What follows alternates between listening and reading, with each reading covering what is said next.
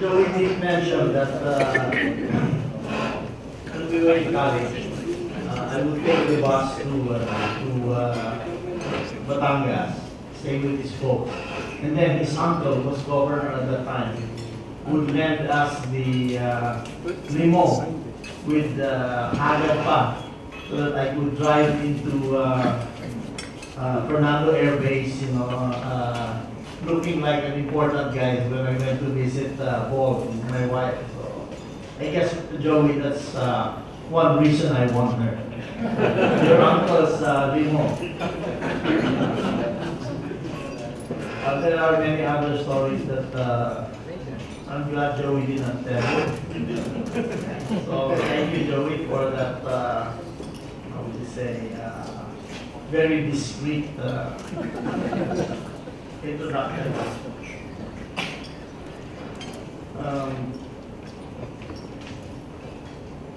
FEF Chairman and former Secretary of Finance, Bobby Del Campo. FEF Vice Chairman, Romy Bernardo. FEF President, Mr. Chiampo. Former Treasurer and former Secretary of Finance, Ernest Jones, who is really a great friend of mine because his wife is also a very good friend of mine. I always kid that she definitely is the better Jones. Former Prime Minister and Minister of Finance, Cesar Virata. Former Minister of Economic Planning and Director of NEDA, Mr. Stikat. That's not yet. Sorry. Former Secretary Gary Teves. My fellow monetary board members here, who are here, is Val here? Yeah. Oh, there you are, Val. And of course, Philip, distinguished FEF fellows, partners, and guests, good evening.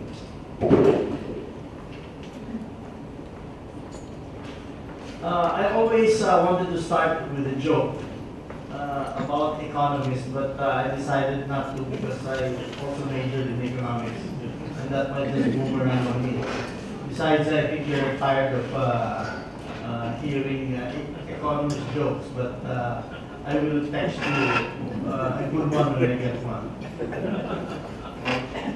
I understand that the FEF was born during the time the Ramos administration was pushing for a comprehensive tax package 2 decades ago.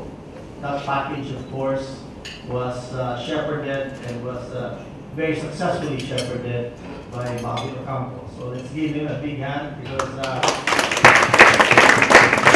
Bobby really did a great job with that. This group stood solidly behind the reforms that enabled the government to consolidate its fiscal position, including the value-added tax system. These reforms were not always popular, and it took a lot of intellectual courage for you to invest your prestige to argue for them.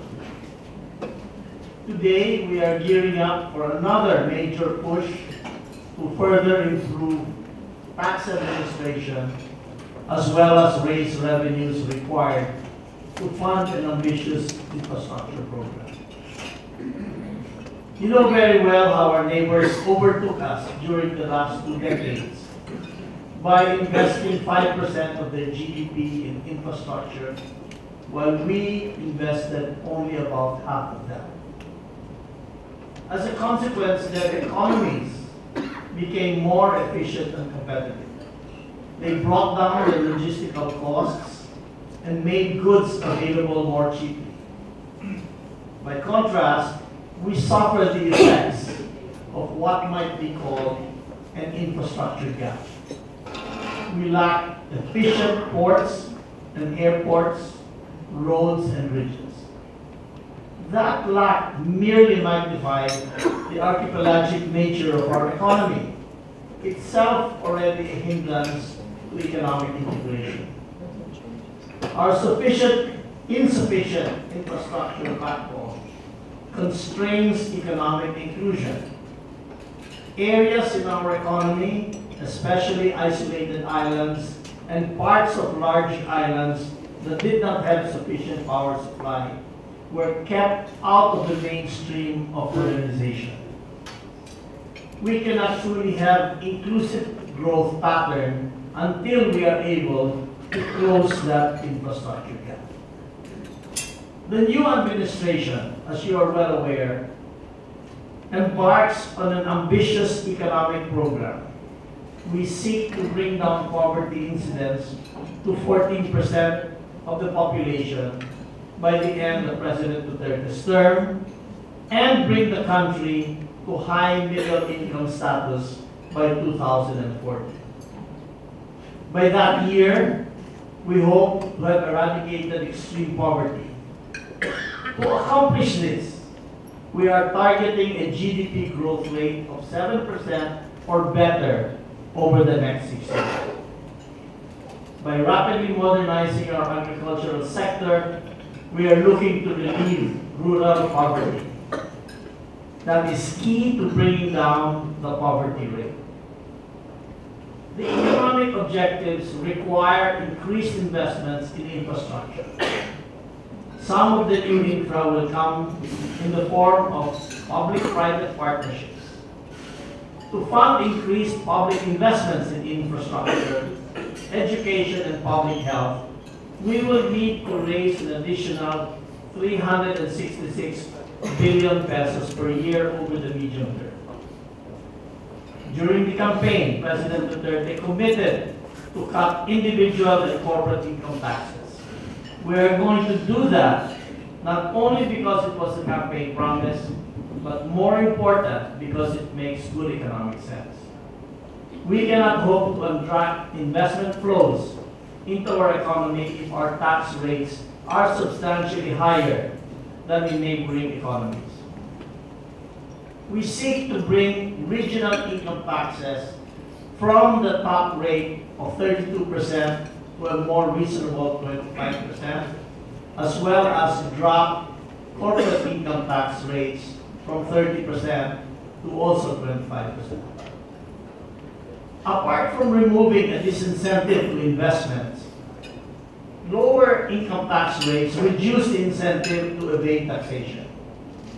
Combined with a program to overhaul our tax system and to make it simpler for taxpayers to comply, we hope to broaden the tax base. It is difficult to imagine that an economy as complex and as dynamic as ours has a large taxpayer base of less than 3,000 individuals and companies. The Philippines and Thailand collect about the same from the VAT system as a percentage of GDP.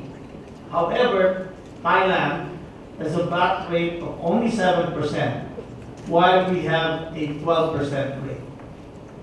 Clearly, there's a lot of inefficiency in this otherwise effective revenue source.